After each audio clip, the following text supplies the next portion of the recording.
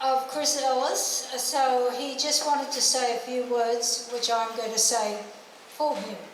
Okay, so here we go. I first met Chris after Gordon, that's Gordon Sheep, had persuaded me to perform at 12 Bar Blue around 2014. Whilst I was performing my own songs, I could see a guy standing stage left, watching intently and critically at everything I was doing. I was thinking, what have I done wrong? Why is he looking at everything I do on the guitar? After the performance, I stepped aside and sat down on one of the chairs on the sidewalk, and out came Chris with a fag. Well, we all knew him with the fag in his mouth, and sat down next to me. I was expecting a critical assessment from this fellow who I had never met, but instead Chris was full of praise and encouragement and supplied me with a few pointers on performance techniques. That was Chris, always there to help. We became good friends, and Chris offered to help me with publicity and press releases in his capacity of sub-editor at the Cairns Post, and also with a few song and lyric arrangements. That was Chris, always there to help. When I was called up by Kim Hurley of Radio Port Douglas to perform at the Rock the Yacht, a festival at the Port Douglas Yacht Club, I found myself on the same bill as Leanne Tennant and her band of elite musos. Gordon was one of the band and Chris was another, and in his capacity of mother hen, Chris came over to me before I took the stage with Debbie Robinson and Dale Pine and told me that we would put on a cracker of a gig. And so it was. One of my most memorable gigs ever. Thereafter, I watched Leanne's performance with her supergroup, and there, behind her left shoulder, was Chris, her solid wingman, encouraging Leanne through the performance. But that was Chris, always there to help.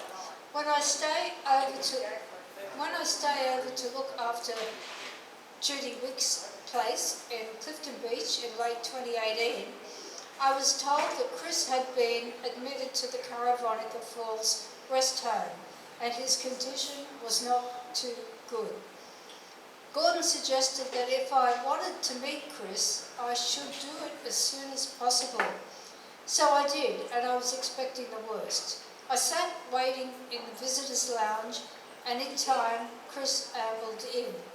He recognised me, warmly shook my hand, and then headed straight for the piano began to play. For the next 30 minutes, I was given my own personal piano concert by Chris, and not a bum note was heard. I was astonished and honoured. When he finally closed the lid on the piano, Chris stood up and said, "Right, you can take me to the pub." And so we went. We drove to the Red Beret, and Chris sat outside with the smokers while I got the drinks. Minutes later, I was back at the bar getting Chris another drink. The first hardly had chance to settle in the glass before Chris had swigged it down. 4 pints later, Chris said, "I need some baccy.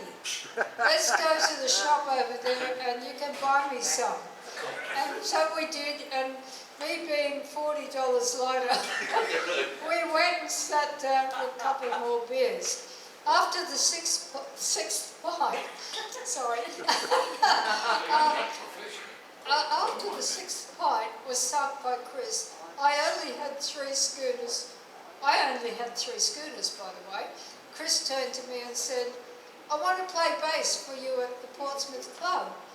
I hear you are doing a spot there next Sunday. Pick me up and we'll go at it without a rehearsal. I won't let you down."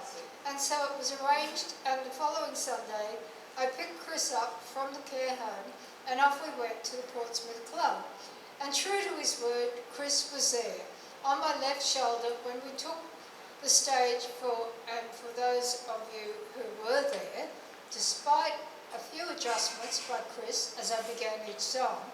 The accompaniment from the Genius Muso was faultless. It was a wonderful experience and one I will never, ever forget. But that was Chris, always there to help.